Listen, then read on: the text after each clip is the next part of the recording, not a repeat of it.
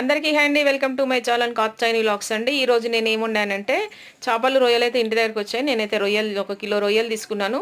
అయితే వీటిని క్లీన్ చేయడం ఇట్లా ఒక ప్రాసెస్ ఉంటుంది కదా, ఒక వేస్ట్ ఐటమ్ తీయడము. అయితే నాకైతే పట్టపగలే చుక్కలు కనిపించాయి. ఎందుకంటే అది క్లీన్ చేయడం అయితే అమ్మో మామూలు విషయం కాదు. చాలా టైం పట్టింది. అయినా సరే అన్నీ ఓపికగా మంచిగా క్లీన్ చేసిన.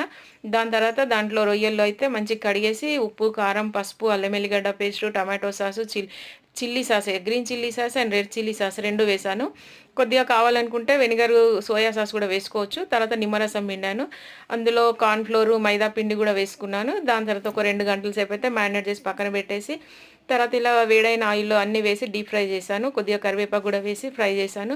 కాకపోతే మసాలా అంతా విడిపోయింది. అది ఎందుకనేది నాకు అర్థం కాలేదు. మీకేమైనా తెలిసిందనుకోండి, నాకైతే కామెంట్లో చెప్పండి. ఇంకా నెక్స్ట్ టైం ఇలాంటి పొరపాటు జరగకుండా చూసుకుంటాను. నచ్చితే కామెంట్ చేయండి, లైక్ చేయండి, షేర్ చేయండి, సబ్స్క్రైబ్ చేయండి. ఎలా ఉందో చెప్పడం అయితే